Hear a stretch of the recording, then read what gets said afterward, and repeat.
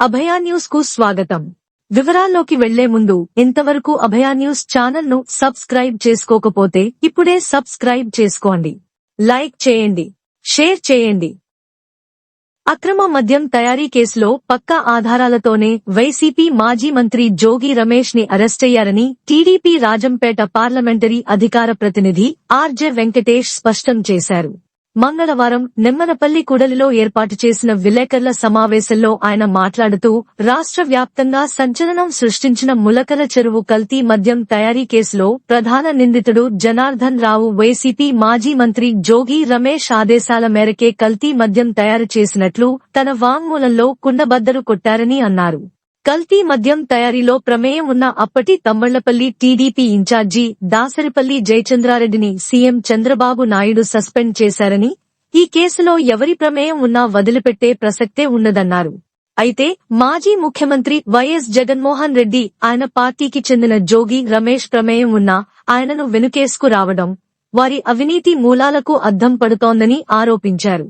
జగన్మోహన్ రెడ్డి నిజంగా కల్తీ మద్యాన్ని ప్రోత్సహించకపోతే జోగి రమేష్ ని వైకాపా నుండి సస్పెండ్ చేసి చిత్తశుద్ధి నిరూపించుకోవాలని సవాల్ విసిరారు.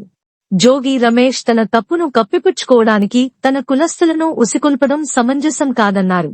గత వైసీపీ పాలనలో చంద్రయ్య అనే బీసీ చంద్రబాబు పేరు పలికినందుకు అమరనాథ్ గౌడ్ అనే యువకుడు తన అక్కను వేధిస్తున్నారని ప్రశ్నించేందుకు అతి దారుణంగా హత్య చేసింది మీరు కాదా అని నిలదీశారు.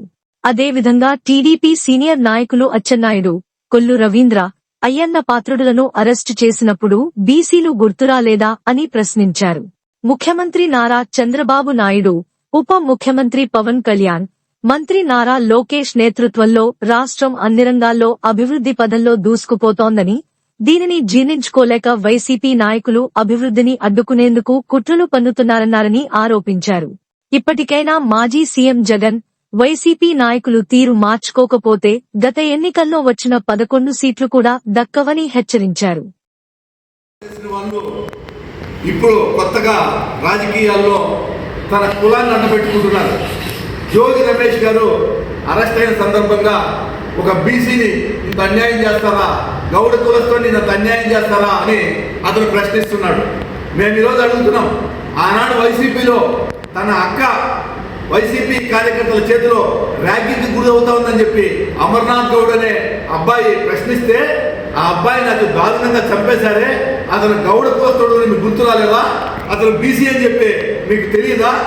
అదేవిధంగా అచ్చెన్నాయుడు గారు పైల్స్ ఆపరేషన్ చేసుకుని ఇంట్లో బెడ్ మీద రెస్ట్ తీసుకుంటా ఉంటే అర్ధరాత్రిలో పోలీసులను పంపించి దారుణంగా 400 కిలోమీటర్లు తిప్పారే, అతను బీసీ అని చెప్పి ఈ వైసీపీ నాయకులకు గుర్తు రాలేదా? అదేవిధంగా కొల్లు రవీంద్ర గారిని అరెస్ట్ చేసినప్పుడు అతను ఒక బీసీ నాయకుడు అని చెప్పి మీకు తెలియడం లేదా? మరి అయ్యన్న పాత్రను కూడా అదేవిధంగా అరెస్ట్ చేశారు కదా, వీరందరూ బీసీలు కదా? అంటే బీసీలకు న్యాయము, మీ పార్టీ కార్యకర్తలకు న్యాయము, ఇంకో పార్టీ కార్యకర్తలకు న్యాయం ఉంటుందా? కాబట్టి వైసీపీ నాయకులు గుర్తించాల, తప్పు చేసిన వాడిని తప్పుగా చూడాల, అంతేగాని మన కులస్తుడు అని చెప్పి వెనకేసుకురావడం ఇది ముమ్మాటికి క్షమించాలని నేరము అని చెప్పి ఈ సందర్భంగా తెలియజేస్తున్నాం. కార్యక్రమంలో ఆయనతో పాటు రాజంపేట పార్లమెంటరీ మైనార్టీ అధికార ప్రతినిధి అన్వర్ బాషా, మాజీ సర్పంచ్ రాజన్న, సుధాకర్ నాయుడు తదితరులు పాల్గొన్నారు. ఇవి ఇవాల్టి అప్డేట్స్. మరిన్ని అప్డేట్స్ తో మళ్లీ కలుద్దాం. అంతవరకు సెలవు. నమస్కారం. అభయ న్యూస్ ను సబ్స్క్రైబ్ చేసుకోండి, లైక్ చేయండి, షేర్ చేయండి, కామెంట్ చేయండి.